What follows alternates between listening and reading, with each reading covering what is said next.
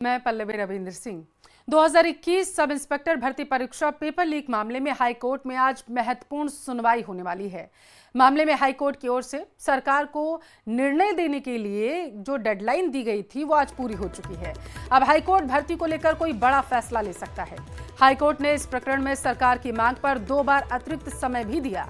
पिछली सुनवाई 26 मई को हुई थी, जिसमें हाईकोर्ट ने सरकार को 1 जुलाई से पहले मामले में अंतिम फैसला लेने की हिदायत दी थी।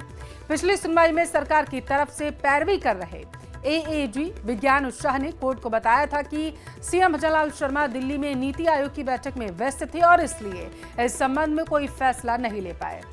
ज्यादा जानकारी लेंगे, संवाददाता अरबाज हमारे साथ लाइव जुड़ चुके हैं। अरबाज, आज बेहद ही महत्वपूर्ण सुनवाई हाईकोर्ट में होनी है, क्या कुछ हलचल आप देख पा रहे हैं, जरा बताइए। जी बिल्कुल, हलचल शुरू हो चुकी है। याचिकाकर्ता के जो वकील हैं हरेंद्र नील अभी अदालत के अंदर पहुंचे हैं। बाकी तमाम जो लोग हैं वो यहां पर पहुंच रहे हैं और सबकी नज़र इस पूरे मामले पर बनी हुई है कि एसआई भर्ती आखिरकार जो राजस्थान की सियासत में बड़ा मुद्दा रहा, जिसकी वजह से सरकारें बदल गई, वो पेपर लीक के मामले में सरकार उस पेपर को रद्द करती है या फिर जारी रखती है। सरकार को 3 बार पिछले 8 महीने में लगातार बार वक्त दे दिया गया है और पिछली बार तो करीब 1 महीने 5 दिन का वक्त दिया। काफ़ी जो है दलीलें जो है सरकार की ओर से रखी गई थी, मुश्किलें रहीं, परेशानी रही, ऑपरेशन सिंदूर रहा और भी कई चीज़ें रहीं जिसकी वजह से सरकार व्यस्त रही, नीति आयोग की बैठक भी रही। लेकिन अब 1 महीने 5 दिन से ज़्यादा का वक्त मिल चुका है सरकार के पास में। अब अपना पक्ष रखने के लिए कोई ऐसा नहीं लगता कि कोई भी उनके पास में उसका जवाब होगा कि जिस वजह से वो पक्ष ना रख पाए। लेकिन बड़ा मुद्दा ये है कि सरकार पक्ष क्या रखेगी, एसआई भर्ती रद्द होती है या फिर सरकार इसे जारी रखती है। बड़ा मुद्दा यह है कि यहाँ पर 849 के करीब पदों में से 50 के करीब गिरफ्तारियां बताई गई हैं। 800 से ज्यादा अभ्यर्थियों को लेकर के अभी भी पशोपेश की स्थिति जारी है। ऐसे में सरकार बाकी 800 को लेकर के सवालिया निशान कैसे खड़ा करती है। यहाँ पर एक बड़ा मुद्दा यह भी है कि जो नीट भर्ती परीक्षा को लेकर के पहले 4 पैरामीटर सेट किए गए थे, जिनके आधार पर यह माना जा सकता था कि कौन सा पेपर लीक है या किसे खारिज किया जा सकता है, उन पैमानों पर कहीं भी ये तमाम चीज़ें अभी खरी नहीं उतर रही हैं। ऐसे में सरकार लाखों अभ्यर्थियों की तरफ भी देख रही है और वहाँ पर जो लोग उम्मीद लगाए हैं 800 से ज़्यादा जो सफल अभ्यर्थी हैं उनकी स्थिति भी देखनी है। और बहुत से लोग ऐसे भी हैं जो 50 में से गिरफ्तार किए गए, आगे सुप्रीम कोर्ट से रिलीफ लेकर के आ गए। तो तमाम चीज़ें अभी बड़ी उलझी हुई हैं। सरकार जब तक अपना पक्ष ना रखे तब तक कुछ जो स्थिति है बाहर स्पष्ट नहीं आएगी। लेकिन कुछ ही देर में अदालत के अंदर पूरे मामले पर सुनवाई शुरू हो जाएगी। अदालत अगर देखा जाए पिछले 3 बार लगातार जो है चेताने के बावजूद भी खूब सरकार को वक्त दे चुकी है और अब वक्त मिलने के बाद में आखिरकार आज सुनवाई शुरू होगी। सुनवाई में 9वां नंबर है, जस्टिस समीर जैन की अदालत में सुनवाई होनी है। वहां पर क्या पक्ष रखा जाता है, सरकार की ओर से अतिरिक्त महाधिवक्ता जो है विज्ञान शाह यहाँ पर पहुंचेंगे। हरेंद्र नील जो है याचिकाकर्ता की ओर से अपनी बात रखेंगे। सभी लोग यहाँ पहुंचना शुरू हो गए। काफी आप अगर देखेंगे माहौल हाईकोर्ट का, तो मेरे पीछे हाईकोर्ट है और यहाँ पर जो पोर्च है इसमें भी काफी जो है दिलचस्प नज़ारा है। काफ़ी लोगों की आवाजाही है यहाँ पर, काफ़ी रौनक और चहल पहल नज़र आ रही है। लोगों के अंदर चर्चा है कि आज इस मुद्दे के ऊपर क्या अदालत का नज़रिया रहता है और सरकार क्या पक्ष रखने वाली है। तमाम चीज़ों को लेकर के जिस तरह से पूरे राजस्थान के लोग नज़र बनाए हुए हैं, लाखों अभ्यर्थी नज़र बनाए हुए हैं, जो लोग इस पर सियासत करते रहे हैं, वो चाहे कांग्रेस के हों, बीजेपी के हों, चाहे हम बात करें हनुमान बेनीवाल जैसी जो तीसरी पार्टियां हैं, वहाँ के लोगों, वो सब लोग भी देख रहे हैं कि अदालत आज इस पूरे घटनाक्रम के ऊपर, जहां विपक्ष नजर गड़ाए है, सरकार क्या अपना वहां पर बयान देती है जाकर के, सरकार की तरफ से क्या दर्ज कराया जा सकता है इस मामले को लेकर के। लेकिन दूसरी तरफ अरबाज, ये भी तो देखने लायक बात है ना कि सफल अभ्यर्थी जो हुए वो भी मुंह ताक रहे हैं सरकार का, दूसरी तरफ वो अभ्यर्थी भी मुंह ताक रहे हैं जो इस गुजारिश में बैठे हुए हैं, सरकार से लगातार कर रहे थे कि ये भर्ती प्रक्रिया जो है इसे पूरी तरीके से रद्द कर दिया जाए। मुंह तो सभी ताक रहे हैं, विपक्ष भी और अभ्यर्थी भी।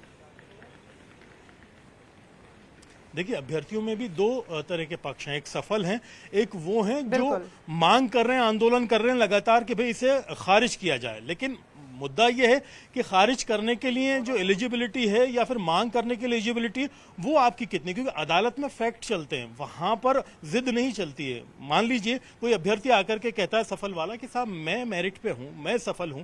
अगर कोई तीसरा आदमी बैठ करके सड़क पर 50% वाला 30% वाला ये मांग करता है कि इसे रद्द कर दिया जाए, तो ये कितना जायज है? वहां पर कितने लोगों की तादाद है? यहाँ पर सरकार की जो कमेटी है उसकी जो फैक्ट फाइंडिंग रिपोर्ट है वो निर्णायक रोल निभाएगी कि भाई आपने जो फैक्ट देखे हैं वो पुराने जो किसी भी भर्ती को रद्द करने के पैरामीटर्स हैं उस पर खरे हैं कि नहीं है।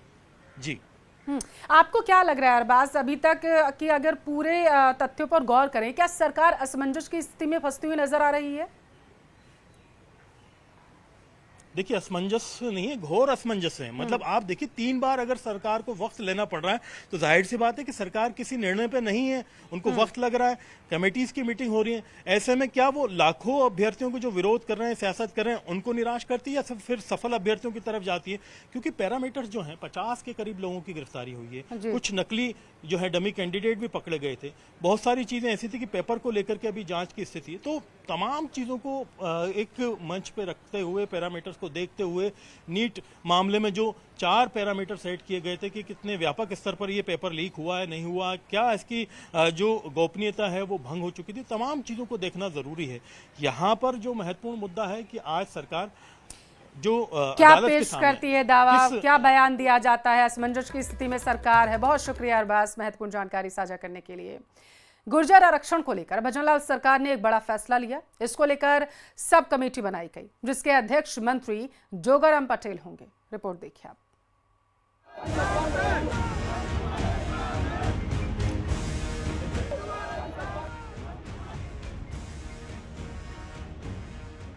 गुर्जर आरक्षण पर बड़ा फैसला, सरकार ने बनाई सब कमेटी। कमेटी तय करेगी गुर्जरों का भविष्य।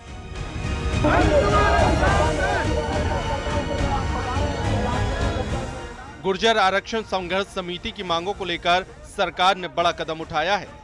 सोमवार को कैबिनेट सचिवालय की ओर से जारी आदेश के तहत गुर्जर आरक्षण मामले की समीक्षा और समाधान के लिए 3 सदस्यीय कैबिनेट सब कमेटी का गठन किया गया है। इस समिति में मंत्री जोगाराम पटेल, मंत्री अविनाश गहलोत और मंत्री जवाहर सिंह बेड़म को शामिल किया गया है। समिति संबंधित पक्षों से संवाद कर मामले का स्थायी समाधान तलाशने का प्रयास करेगी। गौरतलब है कि हाल ही के दिनों में गुर्जर आरक्षण संघर्ष समिति ने सरकार के समक्ष कई मांगे रखी थी, जिन पर विचार और अमल के लिए कमेटी बनाई गई है। अब आपको गुर्जर समाज की मांगे बताते हैं। एमबीसी आरक्षण विधेयक को 9वीं सूची में शामिल किया जाए। आंदोलन के दौरान हुए समझौते की सही से पालना हो। सरकारी नौकरियों में 5% आरक्षण का पूरा लाभ दिया जाए। देवनारायण योजना का सही तरीके से क्रियान्वयन किया जाए। आंदोलन के दौरान दर्ज हुए मुकदमों को वापस लिया जाए। आंदोलन में मारे गए लोगों के शेष आश्रितों को अनुकंपा नियुक्ति दी जाए। रीट भर्ती 2018 में शेष 372 पदों पर नियुक्त किया जाए। सरकारी सूत्रों के अनुसार सब कमेटी जल्द ही बैठक कर आंदोलनकारियों से वार्ता शुरू करेगी और रिपोर्ट कैबिनेट के समक्ष पेश करेगी। इससे पहले भरतपुर के पीलूपुरा में हुई महापंचायत के बाद गुर्जर समाज ने मांगों को लेकर अल्टीमेटम दिया था। न्यूज़ 18 राजस्थान के लिए जयपुर से रोशन शर्मा की रिपोर्ट।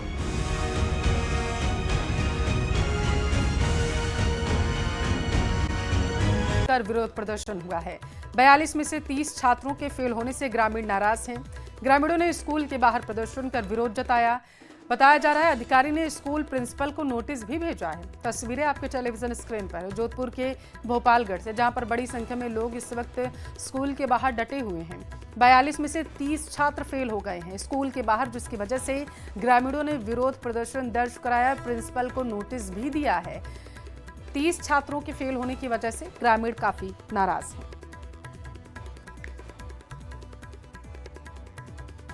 देखिए, सरकारी स्कूल के रिजल्ट को लेकर के लगातार विरोध जो है वो ग्रामीणों की तरफ से जताया जा रहा है। तस्वीरों में आप देख सकते हैं बड़ी संख्या में जो अभिभावक हैं वह स्कूल के बाहर डटे हुए हैं और उनके जरिए प्रदर्शन किया जा रहा है। साथ ही स्कूल के खिलाफ नारेबाजी भी की जा रही है। यहाँ पर आपको बताते चलें कि दरअसल ग्रामीण जो हैं वो बेहद ही नाराज हैं। उनकी तरफ से कहा जा रहा है कि 42 छात्र हैं और उसमें से 30 को फेल कर दिया गया। उनकी तरफ से इसमें नाराजगी जताई जा रही है और साथ ही नोटिस भी दिया गया है। ज्यादा जानकारी लेंगे, संवाददाता चंद्रशेखर हमारे साथ टेलीफोन लाइन पर जुड़ चुके हैं। चंद्रशेखर, एक स्कूल में 42 में से 30 छात्रों को फेल कर दिया गया है। अपडेट क्या है, आप देंगे?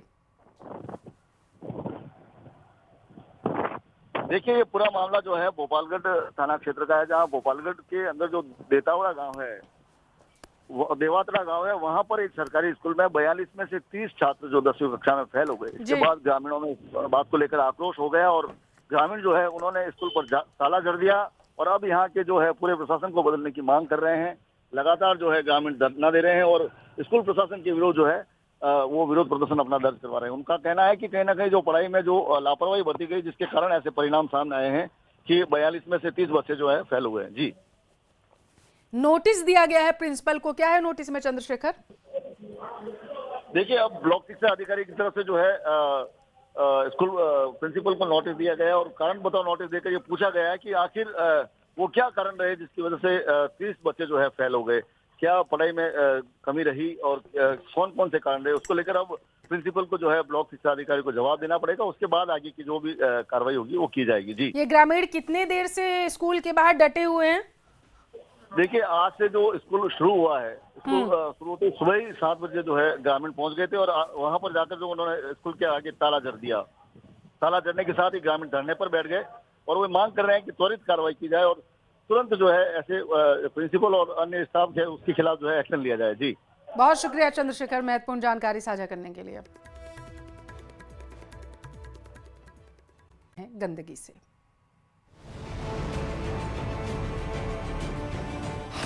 बदहाली पर आंसू बहाता पवित्र पुष्कर सरोवर। पुष्कर सरोवर की जो दुर्दशा इन दिनों में हुई है वो इससे पहले कभी हमने नहीं देखी।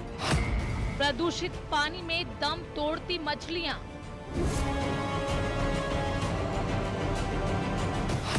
कैसे होगा समस्या का समाधान?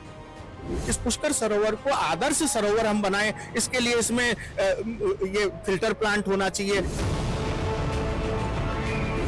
ये है जगत पिता ब्रह्मा के इकलौते प्रसिद्ध मंदिर से जुड़ा पवित्र पुष्कर सरोवर, जहां भारी संख्या में भक्त दर्शन और आस्था की डुबकी लगाने आते हैं।